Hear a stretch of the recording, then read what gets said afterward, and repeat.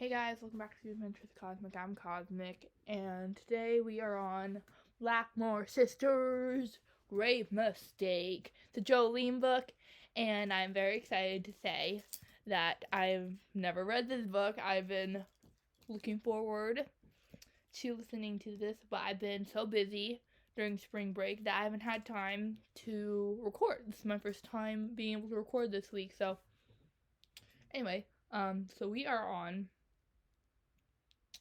chapter 9, which I'm going to go at the beginning of that. So that way, if you guys don't watch to the end of the videos, which I know some of you don't, you guys have an idea of what's going on, okay? So if you guys haven't watched the first part of Grave Mistake, I suggest you go do that because this book is great so far. I've loved this book so far. And if you see me not paying attention, I am typing up my fan fiction, which is Blackmore Sisters related. And I've been excited about this book since I knew about it. So before we get into it, I gotta make sure YouTube knows, hey, I'm authorized to do this. Voila. That is my permission. If you need to pause it to read that, go ahead, but I'm gonna continue. Anyway, before I start rambling and I waste all my time I can to record, let's get into A Grave Mistake by Leanne Dobbs. Read by Hollis McCarthy. Chapter 8. It's simple. Jolene slipped a K-cup into the coffee machine, then turned and leaned her backside against the counter. The licorice killer must have taken the relic. Morgan pressed her lips together. But why would he leave a licorice in the cornerstone? Celeste backed out of the fridge with an armful of leafy greens and headed toward the juicer. Maybe he was taunting us. You? Belladonna appeared in the doorway to the butler's pantry and rubbed the side of her face against the corner of the door jamb before snaking her paw under the cabinet and batting a small object across the kitchen floor. But if the licorice killer took the relic, then who broke into the museum? Joanna asked, her eyes tracking the object as it skittered in front of her, then disappeared under the lip of the cabinet near the sink. Maybe there are two different parties looking for the relic, Morgan suggested. One group broke into the museum, and the other, the licorice killer, got into the cornerstone. That would make sense. Celeste pulled spinach out of a bag and piled it into a bowl already loaded with wheatgrass and kale. Maybe the bearded guys were the ones that broke in. They realized the relic wasn't among any of the items they stole, but they found a clue to look in the cornerstone and came back only to discover us looking in there first. That's an interesting theory. Morgan tapped a fingernail against her coffee mug. But don't you guys think it's strange that they took several items? I mean, why not just take one item, the relic? Jolene took her full coffee mug to the island and slid into one of the stools. It's obvious. They don't know what the relic is, so they took everything they thought might be the relic. Joanna nodded. That could very well be. After all, we don't know what it is either. Wow. Belladonna scooted across the room and swiped her paw under the cabinet near the sink, extracting the object and batting it over toward the back door like a hockey player testing out his slap shot. Jolene watched the object shoot past her, a smile corking her lips. Belladonna frequently amused herself by batting and chasing little items like plastic milk bottle caps and elastic bands, and she was a lot of fun to watch. But Jolene was only momentarily distracted by the cat's antics. She brought her attention back to the problem at hand, pressing her lips together as she considered their conversation.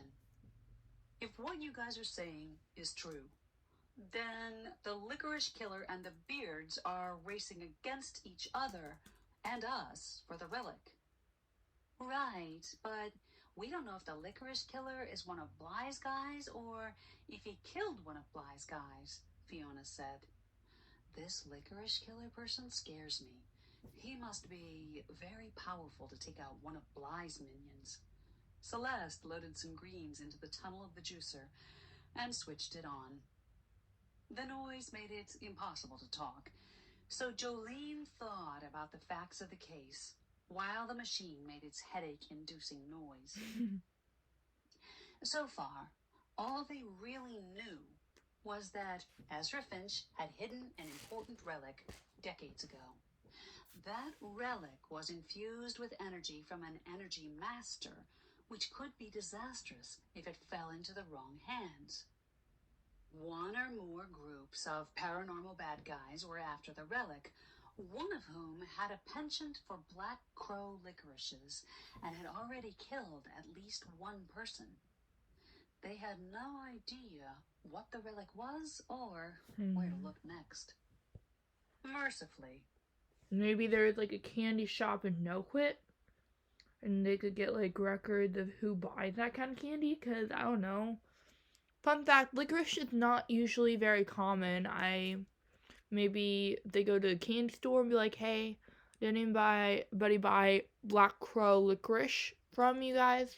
And they'll be like, yes, X, Y, and Z person, and it'll help them narrow it down, you know? the whirring of the juicer stopped, and Jolene watched Celeste pour the green, gloppy liquid into a glass. So, it looks like we're up against both the licorice killer and Bly's guys. But who has the relic? The licorice killer must have it, since it was no longer in the cornerstone, Morgan said. Joanna's left brow rose a fraction of an inch. If it was in there in the first place, Fiona nodded. That's right. We only know that the licorice killer was in there before us. We don't know he actually found anything. And if the bearded attackers reported back that we were in the cornerstone, then Bly probably thinks we have it, and he'll be coming after us, Celeste said over the rim of her juice glass. Meow! Belladonna's paw shot out at lightning speed, sending the object zipping across the floor. Jolene frowned as she watched it. It didn't look like a milk carton ring or any of Belladonna's usual toys. She stuck her foot out to intercept it. The object bounced off her foot, then spun to a stop an inch away. It was an old brown cork.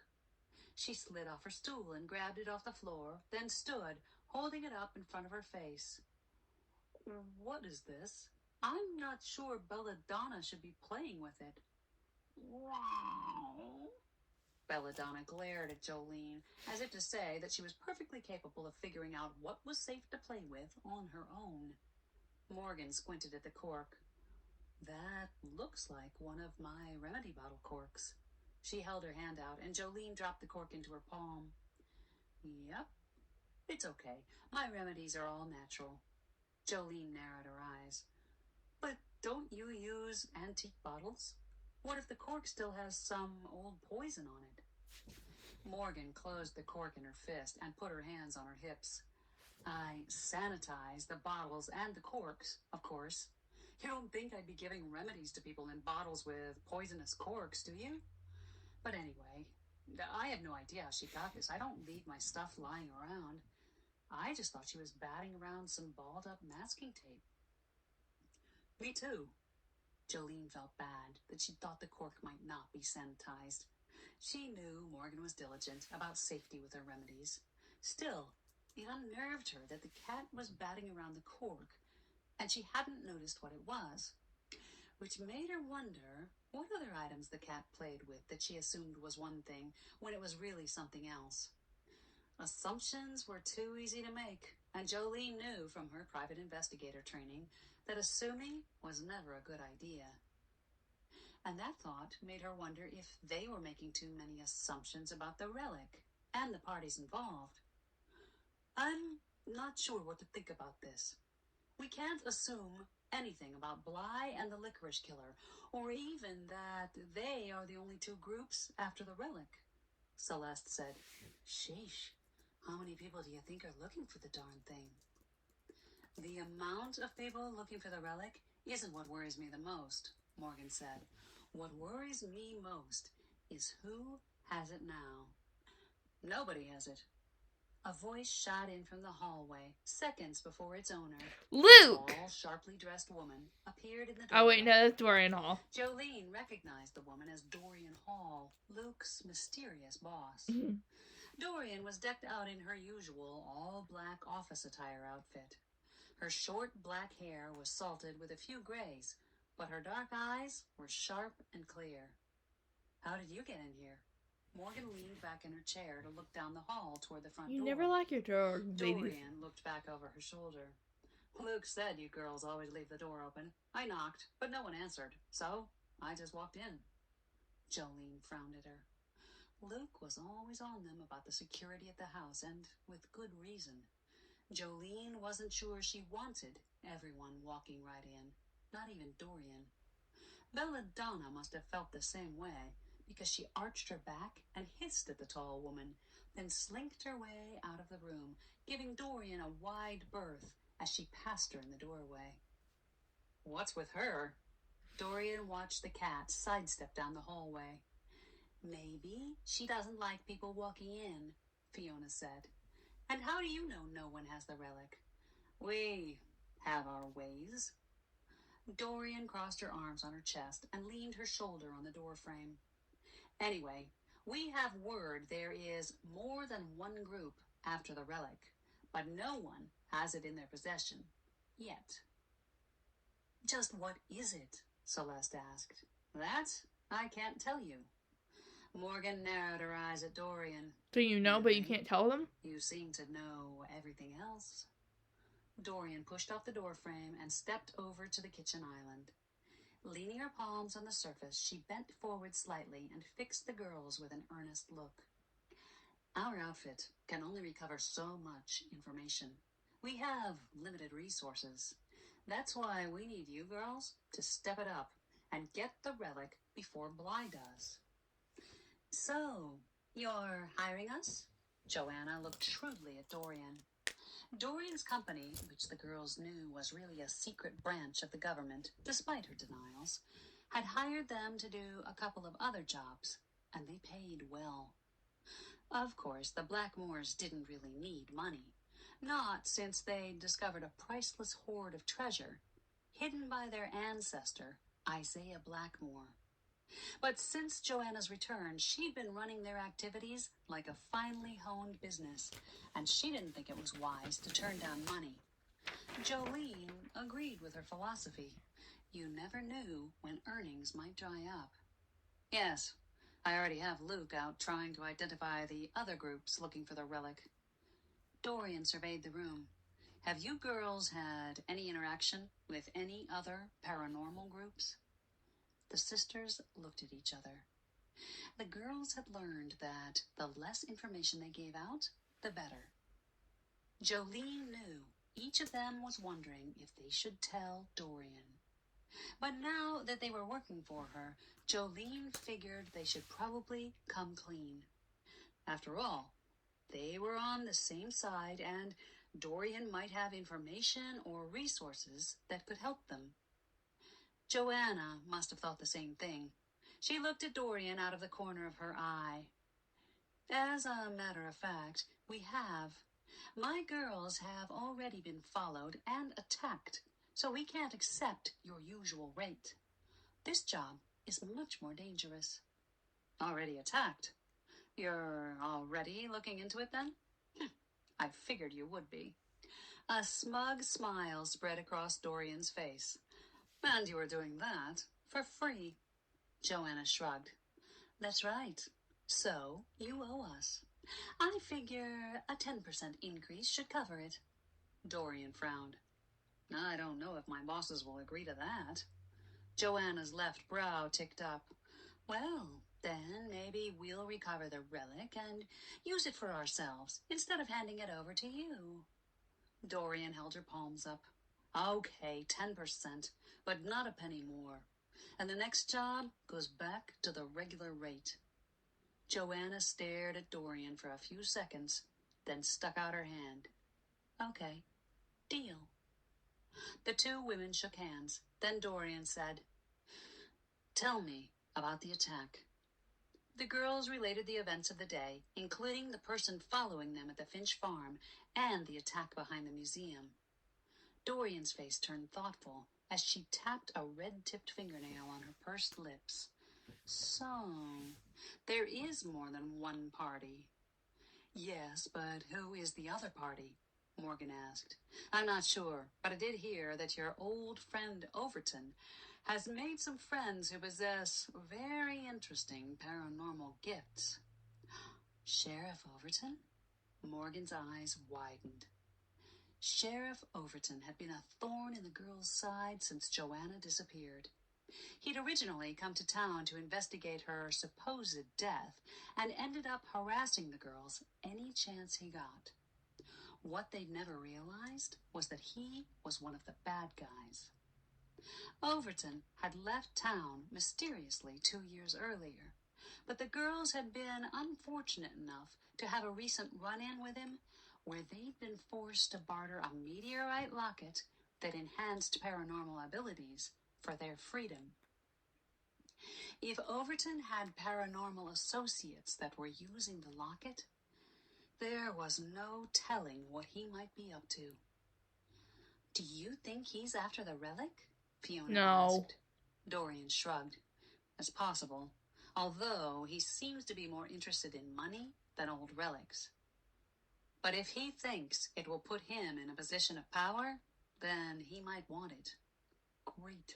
Now we have to watch out for him, too, Jolene muttered. True, but he's no match for us, Celeste said.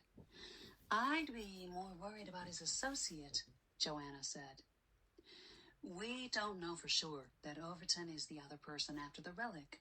Morgan turned to Dorian. I doubt it's Overton. Any idea who else would be after it? I don't know. Rogue paranormal, perhaps? Dorian suggested. Do you have anyone in your rogues gallery that has a fetish for Black Crow licorice? Jolene asked. Excuse me? We found Black Crow licorice near the body and in the cornerstone, and on the road where the person that was following us had been parked. Interesting. Dorian shook her head. But I don't know of any paranormal that likes licorice. Maybe they are from a new faction we have yet to identify. That's a big help. Jolene blurted the words out and was rewarded with a sharp scowl from Dorian. So, what do we do now? Celeste asked, ignoring the adversarial undercurrent between Jolene and Dorian. Dorian glanced at the slim watch on her wrist. That's up to you, girls. I gotta run. She headed out of the kitchen, her heels emitting a staccato clack on the black and white tile floor.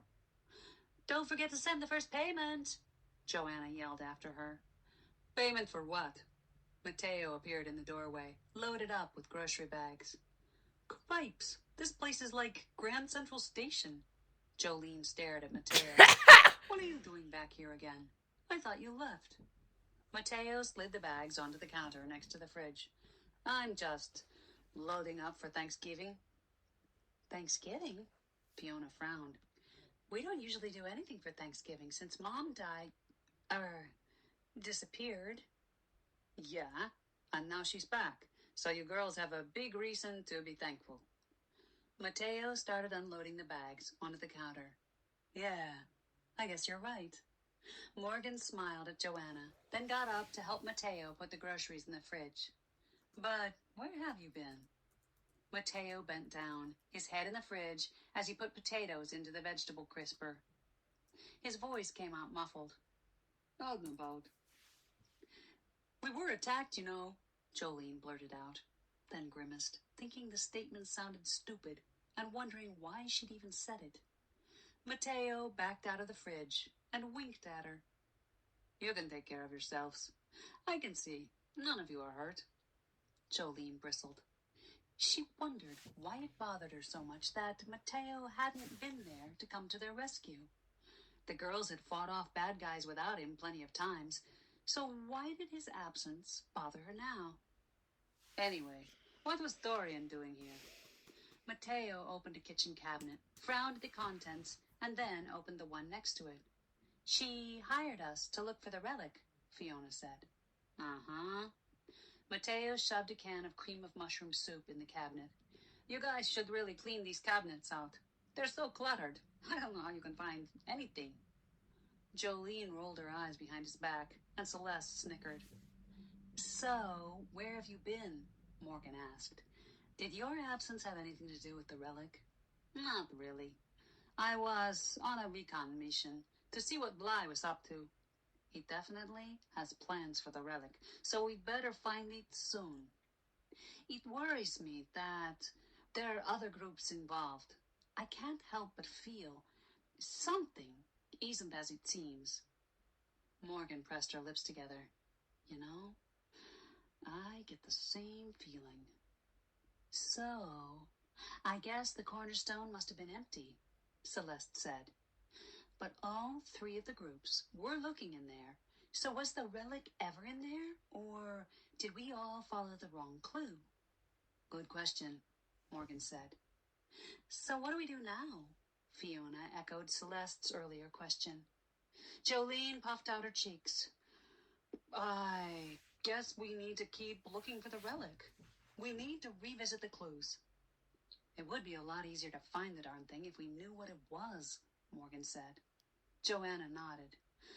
Uh-huh, or who the players were. The break-in at the museum must be related somehow, and I'm pretty sure that boat I saw has something to do with this, Celeste said. Right. Fiona whipped out her cell and started texting. Where is Jake? He was supposed to look into that. I say we regroup tonight when Luke and Jake are here. We can map out a plan, figure out what to do next, and then Where's start Cal? fresh tomorrow, Morgan suggested. Yes, but bright and early. I'm sure Bly and the other bad guys are working well into the night to find the relic, Celeste said. Joanna's face turned grim. One thing's for sure. Whatever the relic is, you can bet Bly has an evil plan for it. Mateo pushed a can of fried onion rings into one of the cabinets, shut the door, and turned around to face them. I'm sure you're right about Bly. What worries me more is that the other guy might be planning something even worse. Chapter 9. Jolene looked over the top of her laptop screen at her sisters and their boyfriends, who were settling in on the overstuffed couches and chairs in the east sitting room. Jolene was just starting to do some research on the mysterious boat Celeste had seen in the cove, when Joanna, who had insisted on cleaning up the dinner dishes on her own, finally wheeled herself in. Did Mateo leave? Celeste's brows mashed together over the rim of her teacup. Joanna nodded. Yes, he had to go off again, but he said he'd be back in a few days. That guy sure is mysterious. Jake's brows Finally. tipped up over his steely gray eyes. Yeah, are you really sure we can trust him? Cal Reed, Celeste's boyfriend and longtime friend of the family, asked. Cal had grown up in Noquit, and the Blackmore sisters had known him since they were little. He was almost like a brother to all of them, but he and Celeste had been particularly close. Best friends on a platonic level until the year before, when they'd become more than friends. Jolene smiled at the thought. Cal was a great guy, and she'd always thought he and Celeste were perfect for each other. It was about time the two of them figured out what the whole family had known all along. Joanna shot Cal a look. Of course we can. If it wasn't for Mateo, we might not have made it out of Fury Rock alive. You know that, Joanna said, referring to the harrowing events earlier in the year at the secret underground laboratory of Dr. Mortimer Bly, an evil paranormal whose face to the world was that of a scientist searching for alternative energy. Cal tilted his head in submission. Yeah, that's true. He just seems kind of elusive. It's part of his charm. Joanna smiled and slid her eyes to Jolene. Jolene chose to ignore her mother and to focus on the task at hand. Her fingers flew over the keyboard. She was usually pretty good at hacking into online databases. Computer forensics was her forte, and while she usually tried to do things within the law, there were times when she had to step over the line. Too bad the Perkins Cove Harbor didn't keep information online. All they had to go by was the boat registration number, which didn't seem to come up in any of the state databases. Did you find out anything about that boat? She asked Jake. Jake had hired Jolene earlier in the year to help with his private investigator business. His forte was getting information from people, and Jolene knew he'd spent most of the day talking to his various contacts at the Cove and around town. The two of them had complementary skill sets and worked great together, although Jolene thought Jake could be a little overprotective of her at times, kind of like an unwanted big brother. She was working on that, but she had to admit that sometimes it did feel kind of nice to have someone watching out for her, as long as it didn't cramp her style. Jake twisted his lips. I did find out something, but I don't think it helps us much. The boat is registered to a shell company. I can't track who the owner is. What's the name of it? Luke asked. Light of Day Ventures? Could that be a front for Bly? Luke reached over to help Joanna, who was trying to maneuver the chair so she could transfer herself onto one of the armchairs. Joanna pushed him away, her face serious with determination. I can do it myself. Jolene watched her mother with amusement. She'd only been 14 when her mother had disappeared, and she hadn't got to know her well as an adult.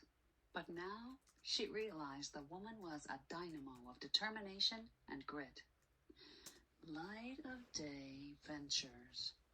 Morgan narrowed her eyes thoughtfully as Joanna lifted herself out of the chair, her legs shaking slightly as she stepped sideways and plopped down in the armchair.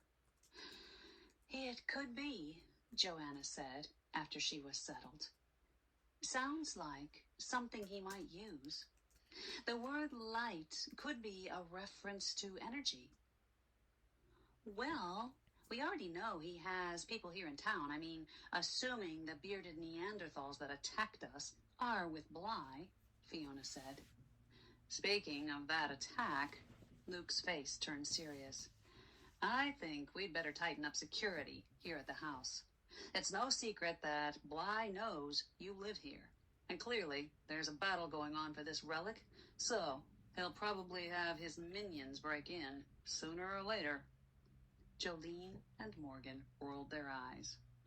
They knew that tightening up security meant Luke would have men watching the house and probably tailing them. Even though they'd installed a high-tech security system at his insistence just months ago, Luke didn't skimp when it came to their safety. To the girls, it felt like a restriction on their freedom. None of them thought they needed Luke's protection, but they'd learned early on that it was a waste of time arguing with him. Do what you must, Morgan smiled at him affectionately, then turned to Fiona. But he has a point. We should make sure we are protected. How are you coming with those obsidian amulets? Fiona had made protective amulets for them out of a black stone called obsidian earlier in the year. Before they'd been forced to give the meteorite locket to Overton, Fiona had boosted the power of several obsidian stones with the locket and made amulets for each of them.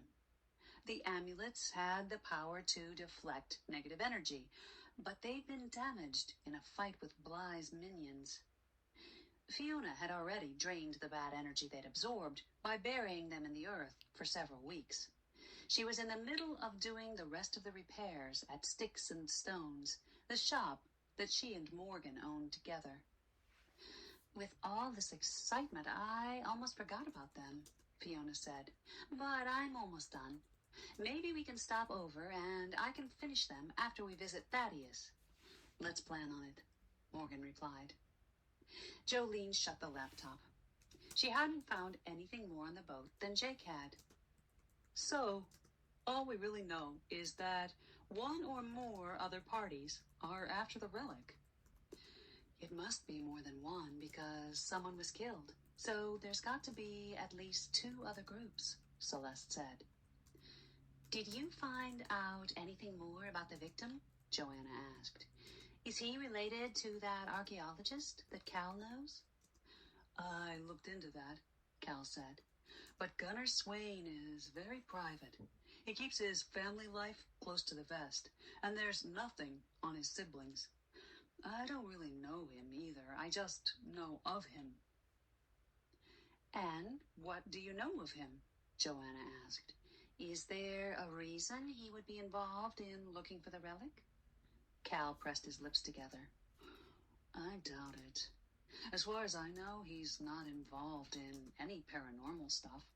He's made a lot of really great finds, mostly Egyptian, Mayan, and Aztec. He's quite wealthy. I don't see why he would have anything to do with it, unless there is an important archaeological find related to it. Jolene raised a brow at her sisters. They were all thinking the same thing. There was an important find right below their house, except Swain couldn't have known that. No one except them knew. Let's set that aside for now and talk about the groups that we do know are involved, Luke said. Jolene nodded. Good idea. There must be at least 2 groups, and one of them broke into the museum, so they must have thought it was a clue, just like we did. The break-in could have been a coincidence, Fiona said. Kids or vandals, like Bernadette said. Morgan scrunched up her face. No way. That would be too much of a coincidence. Besides, kids don't steal old apothecary jars. That stuff has no value. Right, Jake agreed. I don't know of any meth lab that uses old chemistry equipment, despite Bernadette's theory. But why would whoever was looking for the relic take them? Fiona asked. We need to see a list of all the items that were taken. Jolene opened the laptop again. Maybe I can look in the police database, or someone can sweet-talk that information out of Brody.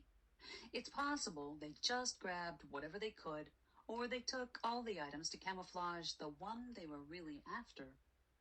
So no one would guess what the relic really is? Celeste asked.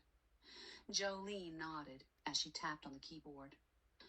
Do you girls think the people that attacked you are the same ones who broke in? Jake asked. We're not sure, Morgan replied. It doesn't seem likely that they would come back so soon.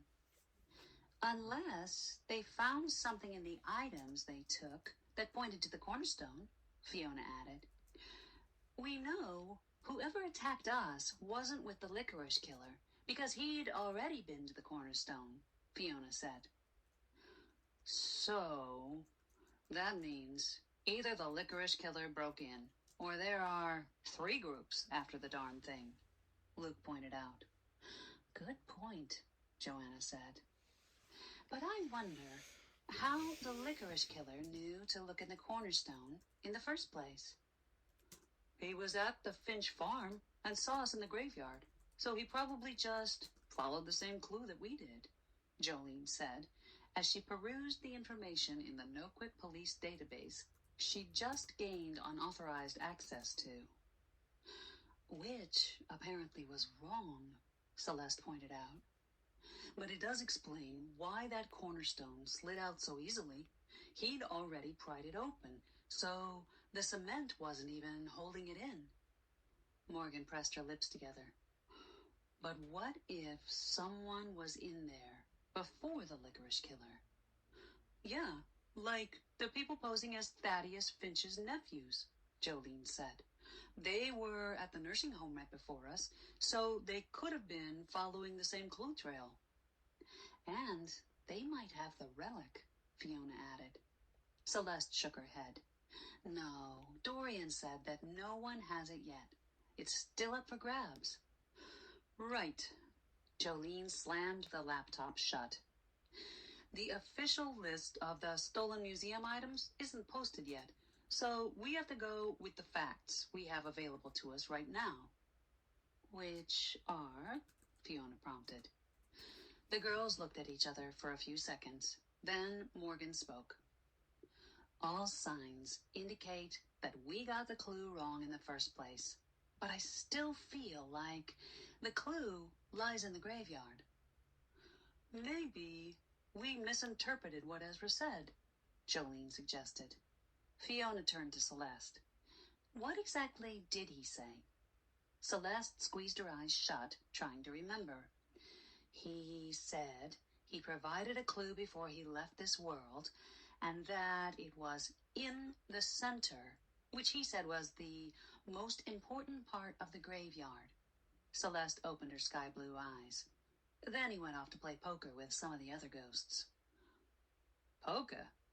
Jake fixed her with a bemused look. He was still getting used to the fact that the girls had paranormal gifts, especially Celeste's ability to talk to ghosts. Celeste laughed. Yeah, I guess ghosts still play cards. Fiona spread her arms out. Well, that's exactly where we went. To the center of the graveyard, the obelisk. Maybe we interpreted the clue wrong, though, Jolene said. Maybe it didn't have anything to do with the museum. But the other people searching for the relic went there too, Celeste pointed out. Maybe they also interpreted the clue wrong, Jolene answered. Fiona sighed. So, we're back to square one. Not quite, Morgan said. But I do think we need to retrace our steps and see if we can figure things from a different angle. It might be a good idea to get clarification on what exactly Ezra meant, Joanna said. Celeste made a face. He was really vague. I don't know if he'll be more specific, or even if I'd be able to see him if we went back to the graveyard. Unfortunately, I can't conjure ghosts up at will. No, but there might be someone else who can give you some insight as to where he was coming from, and that might help you figure out what he meant, Joanna said. Oh, his great-grandson, Thaddeus Finch. Chapter 10. Thaddeus Finch is senile. I don't see how he can help us figure out what Ezra really meant. And even if he gives us info, can we trust it? Jolene asked as they headed into the lobby of the Fiddler's Rest nursing home the next morning. Mom seems to think it will help, so what the heck? Morgan shrugged. Besides, we don't have anything else to try. They stepped up to the nurse's station. The same woman who had been there the previous day looked up at them, a flicker of recognition passing across her face. Are you girls here to see Mr. Finch again? Yes, they chorused.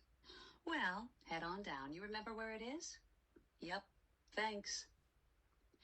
Thaddeus Finch was sitting in the same recliner in the corner with the same orange and green Afghan on his lap. The aide, Wendy, was standing beside him with the television remote. Do you want to watch Wheel of Fortune? Wendy was asking, as Morgan tapped on the door lightly. Thaddeus looked over at the door with cloudy eyes. A smile spread across his face as he focused on the sisters standing in the doorway.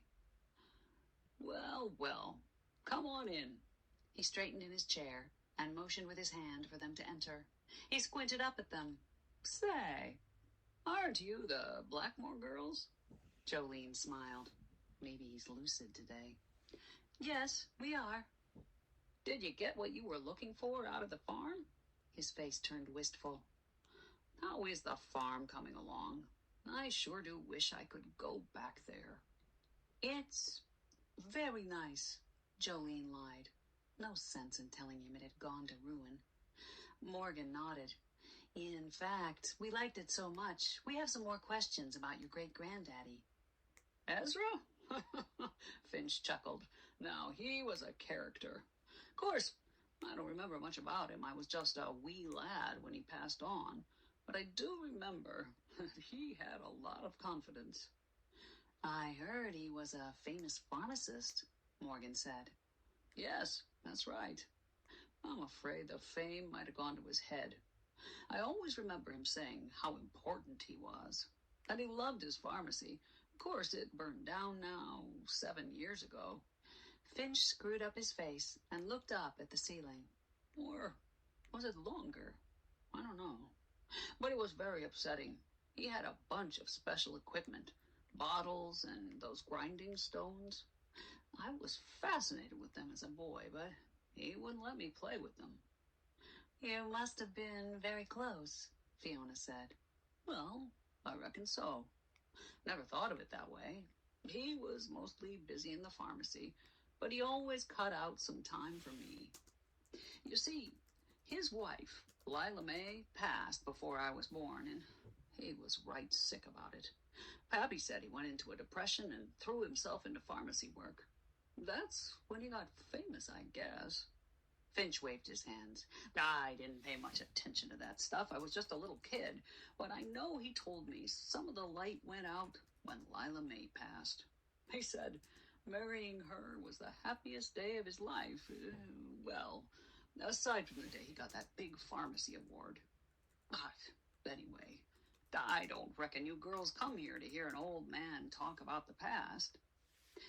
Actually, we did, Celeste said. We'd love to know more about Ezra. What was he like? What did he like to do? What was important to him? Well, I don't